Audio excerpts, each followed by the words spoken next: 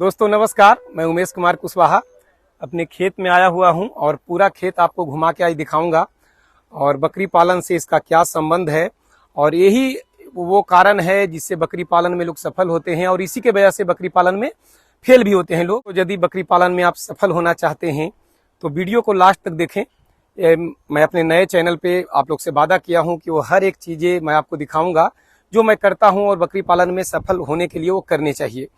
आज मैं अपने खेत में आया हुआ हूं। इधर जहां तक आप देख रहे हैं ये सरसों का फसल लगा हुआ है और इधर जो आपको दिखाई दे रहा है इसमें अपना आगे फसल गोभी का, पालक, धनिया सब है। और ये नेपियर आप देख रहे हैं वो आगे बरसीम घास है, सरसों है, जौ का चारा लगा हुआ है। तो बकरियों के लिए कौन कौन से चारे हम खेत में लगा के रखे हैं, इन सभी का चर्चा आज के वीडियो में मैं आपसे करूंगा। और इस टाइप का वीडियो मैं बहुत कम बनाता हूं, लेकिन अब चूंकि ये चैनल ही मैं इसलिए बनाया हूं तो एक एक चीज़ें मैं आपको नज़दीक से दिखाऊंगा। तो जैसा कि मैं बोला कि इधर सरसों का फसल लगा हुआ है, उधर आलू का फसल लगा हुआ है, दूर तक इधर पूरा खेत ही जहां तक आप नज़र आ रहा होगा आपको हरियाली है। बकरियों के लिए, गाय के लिए चारा लगा हुआ है। तो हम 100% किसान हैं और किसान हैं इसलिए बकरी पालन में सफल हैं। और आप बकरी पालन में सफल होना चाहते हैं तो आप क्या क्या आपको करने चाहिए, बकरियों के लिए कौन कौन से चारे आपको कब लगाने हैं।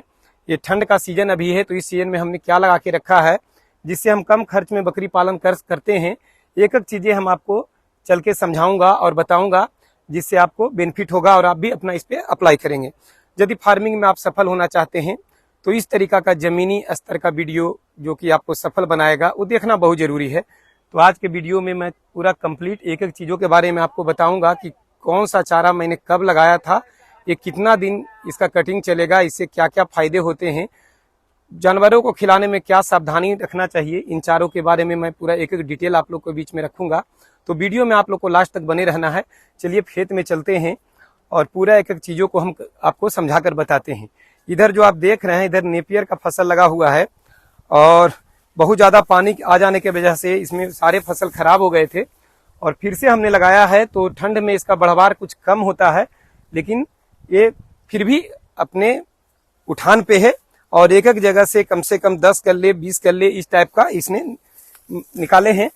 जहां मैंने एक एक गुल्ले लगाया था वहां से 10-15 कल्ले इस टाइप के निकल चुके हैं और पूरा इधर नेपियर ही लगा हुआ है। इस तरीका से 2-4 खेतों में मैंने नेपियर लगा के रखा है और कुछ दिनों में इसका कटाई होगा। नेपियर का कटिंग आपको तब करना है जब ये जो आप देख रहे हैं ये कल्ले जो इस तरीका से आप देख रहे हैं ये गुल्ले तैयार हो गए तो अब ये कटिंग के लिए बिल्कुल तैयार है। लेकिन थोड़ा सा मैं इसका और इंतजार करूंगा ताकि चारे भरपूर रूप से बकरियों को मिले, क्योंकि अभी मैं कटिंग करना शुरू कर दूंगा। तो चूंकि अभी कम एरिया में लगा हुआ है और इसी से मुझे और भी खेतों में विस्तार करना है तो थोड़ा सा मैं इसे पुराना होने दूंगा ताकि इसके गुल्ले और भी खेतों में मैं लगा पाऊँ। तो जब गुल्ले कुछ अपना कलर बदल लें यानी काले टाइप के हो जाएं तो इनका कटिंग करके दूसरे खेतों में मैं लगाऊंगा। और ऐसा वीडियो मैंने अपने पुराने चैनल कुशवाहा गॉट फार्म पे अपलोड पहले से करके रखा है, लेकिन इस चैनल पे भी आपका उसका वीडियो मैं दिखाऊंगा। और इधर आप देखिए जौ है, ये भी एक सर्दियों का चारा है और इसका 2 कटिंग हो गया है। तीसरा कटिंग कुछ दिन बाद होगा, यानी एक बार लगाने के बाद इसका आप 4 से 5 कटिंग कर सकते हैं। सिंचाई आवश्यकता के अनुसार देना होता है। देखिए अब खेत बिल्कुल सूख गया है तो इसमें पानी लगा हुआ है यानी सिंचाई हो रहा है। तो चलिए इस थोड़ा सा इससे दिक्कत हो रहा है, हम आगे से कैमरा करके आपको दिखाते हैं। ऐसे वीडियो बनाने का एक्सपीरियंस मेरा इस टाइप का नहीं है इसलिए थोड़ा दिक्कत हो रहा है बताने में। मैं आगे से सीन करके आपको बताता हूँ। तो सिंचाई कब करना है अगर ये सवाल आपके दिमाग में चलता है तो चूंकि सर्दियों का ये चारा है तो ठंड में खेत बहुत कम सूखता है यानी नमी बना हुआ रहता है।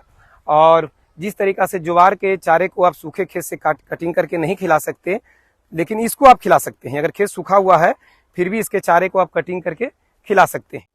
समय से अगर सिंचाई नहीं करेंगे तो फिर ग्रोथ ये नहीं लेगा, उतना बढ़वार नहीं होगा, इसलिए समय से सिंचाई कर देनी चाहिए। यानी जब खेत सूख जाए तो सिंचाई कर देनी चाहिए। अभी 15 से 20 दिन में एक सिंचाई किया जा रहा है इसका, यानी एक सिंचाई के बाद 15 या 20 दिन के बाद इसका सिंचाई कर दिया जाता है। एक बार जौ लगाने के बाद कम से कम इसके 4 से 5 कटिंग होता है इसका। ये तीसरा कटिंग इसका तैयार होने जा रहा है और इधर नेपियर लगा हुआ है जिसका अभी एक भी कटिंग नहीं हुआ है।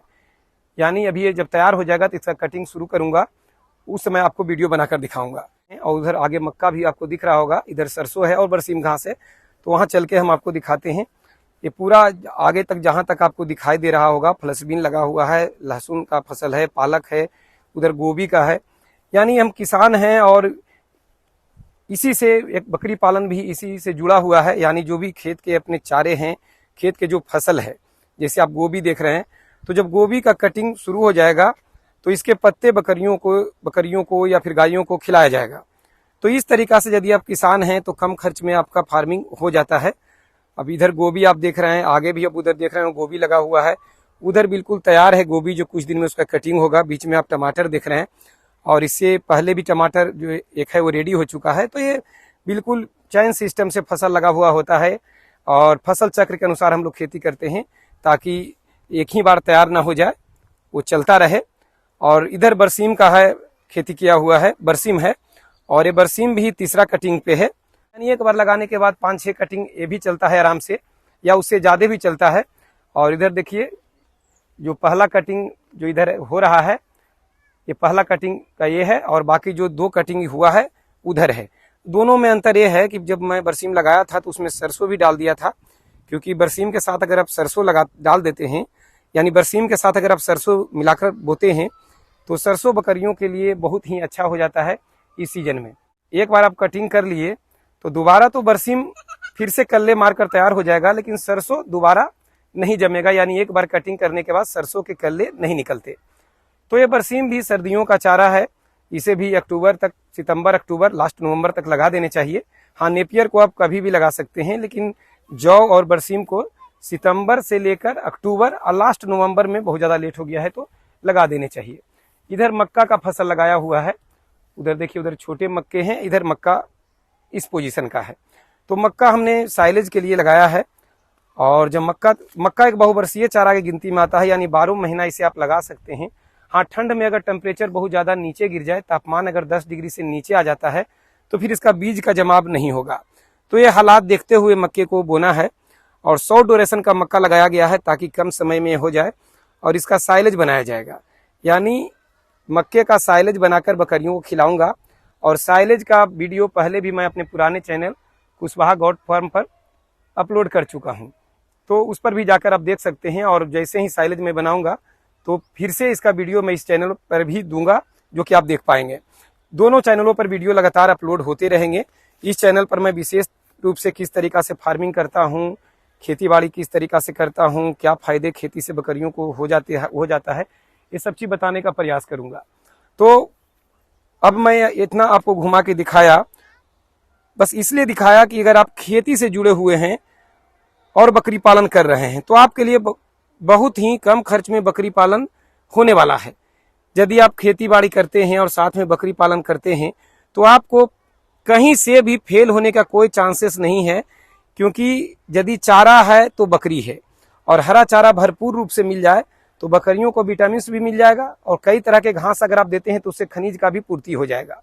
तो कम खर्च में आप बकरी पालन कर पाएंगे। सूखा चारा भी बहुत जरूरी है, इसलिए सीजन के अनुसार सूखा चारा भी ले लें। और बहुत सारी चीजें हैं जिसे आपको स्टोर करके रखने हैं। धीरे धीरे वीडियो में मैं बहुत कुछ समझाने का प्रयास करूंगा। जैसे देखिए ये बथुआ है, ये बथुआ आप देख रहे हैं ना, कि बथुआ बहुत ही काम का चीज है। और बथुआ की मैं बात किया, इस तरीका से अगर नजदीक से देखा जाए तो बहुत तरह के इनमें घास है। तो जो खेत से डायरेक्ट घास काट के ले जाते हैं तो इसमें बहुत सारी चीजें आपको मिल जाती है, जो बकरियों को खनिज का काम और विटामिन का काम तो हो ही जाता है। तो आपका खर्च कम हो जाता है और जिस तरीका से बकरी चराई पे स्वस्थ रहती है उसी तरीका से आपके बाड़े में भी बकरियां सुरक्षित रहती है। बकरियां चराई के लिए ही बनी है, लेकिन मजबूरी बस हम लोग को स्टॉल फीड पे रखना पड़ता है कि सभी जगह एरिया ऐसा नहीं है कि जहां आप चरा के बकरी रख लें। मैं पूरा आपको घुमा कर दिखा रहा हूँ। यहाँ पूरे एरिया में फसल लगा हुआ है, कोई भी ऐसा एरिया नहीं है जहां बकरियों को खुला रूप से चराई पे रख सकते हैं। तो हम लोग थोड़ा मजबूरी के कारण भी स्टॉल फीड पे रखते हैं। और स्टॉल फीड पर भी रखना गलत कहीं से नहीं है। यदि आपके पास साधन है तो आप उन्हें एक जगह रख के आराम से उसका पालन कर सकते हैं, लड़ाई झगड़ा से बच सकते हैं। क्योंकि अगर बकरी आप चराने के लिए बाहर निकालते हैं तो बहुत तरह की चीज़ों का सामना करना पड़ेगा। किन्हीं के फसल में बकरी अगर चली गई तो फिर जाहिर सी बात है कि उनका नुकसान हुआ है, तो फिर बात तो आगे बढ़ेगा। तो जहाँ चराई युक्त भूमि है, जंगल झाड़ है, वहाँ तो बिल्कुल बकरी को चराई पे रखना चाहिए। लेकिन यदि आपका एरिया वैसा नहीं है तो बिल्कुल स्टॉल फीड पे रख सकते हैं। इधर देखिए आलू का फसल लगा हुआ है और ये मेथी है। तो मेथी पे मैं चर्चा कर दूं कि मेथी से भी बकरी का बहुत ही बेनिफिट है। मेथी जब तैयार हो जाता है, मेथी जब तैयार हम कर लेते हैं तो ये घर में तो इस्तेमाल मसालों में आता ही आता है, साथ में बकरियों के लिए मिक्स ऑयल बनाने का भी काम आता है। तो इधर मेथी भी लगा हुआ है, आगे लहसुन है, वो भी मैं आपको दिखाता हूँ। अब मिक्स ऑयल के बारे में भी वीडियो मैं आप लोग को अपलोड करके दूंगा कि मिक्स ऑयल किस तरीका से बनाएं। उसमें मेथी का रोल होता है और लहसुन का रोल होता है, कलौंजी का रोल होता है। तो सभी चीज़ें हम खेत में ही उगा लेते हैं और इस तरीका से बकरी पालन अपने लिए आसान हो जाता है। तो मैं ये नहीं कहता हूँ कि सभी के साथ ऐसा जरूरी है कि सबके साथ ऐसा हो, लेकिन अगर संभव हो, खेती बाड़ी आप करते हैं तो बकरी पालन में बिल्कुल बेझिझक आ सकते हैं, आपको कहीं से नुकसान नहीं होगा। इधर लहसुन का ये फसल लगा हुआ है और लहसुन इस साल तो बहुत ही महंगा रहा, यानी इसका रेट बहुत ही हाई था। लेकिन जब हम लोग का फसल तैयार होगा तो देखिए क्या रेट रहता है। तो यहाँ लहसुन लगा हुआ है, इस तरीका से और भी खेत में मेरे और भी फसल लगे हुए हैं। एक जगह पर एक खेती करने से ये फायदा होता है कि बहुत तरह के फसल हम लगा लेते हैं और कम समय मिलने पर भी हम उसको देखभाल कर लेते हैं।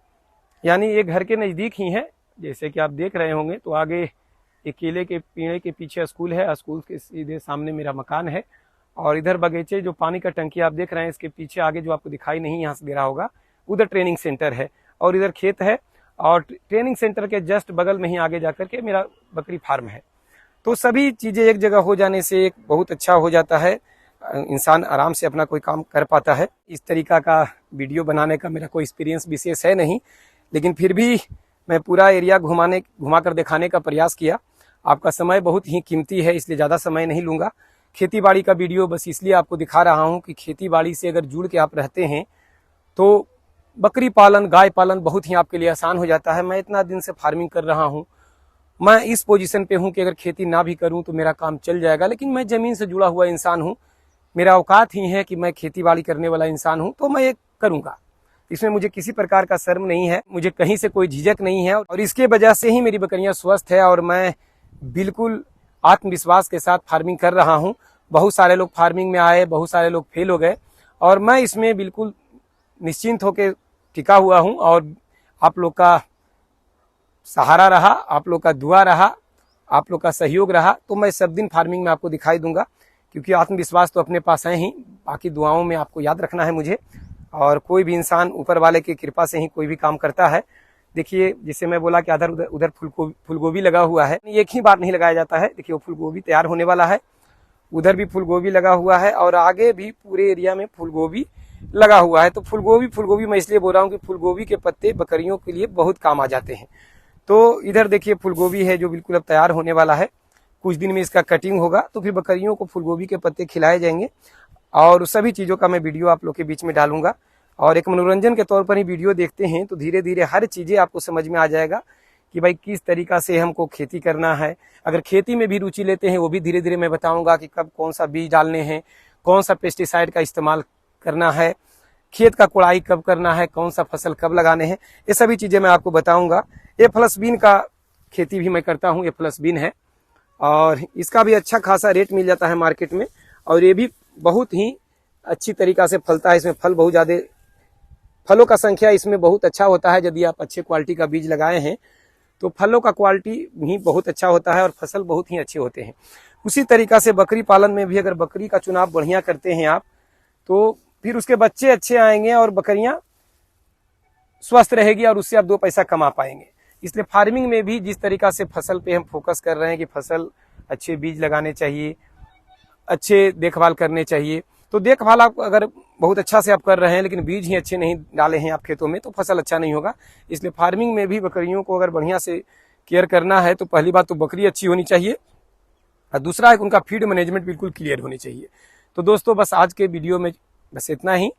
प्रयास करना शुरू किया हूँ, एक एक चीज़ों बताने का पूरा प्रयास करूँगा और इस तरीका से ब्लॉगिंग करने का कोई पुराना एक्सपीरियंस तो है नहीं, लेकिन फिर भी कोशिश जारी रहेगा। आप लोगों को अच्छा से अच्छा बता पाऊँ, अच्छा से अच्छा कर पाऊँ, ये प्रयास जारी रहेगा। नमस्कार दोस्तों, प्रणाम, धन्यवाद।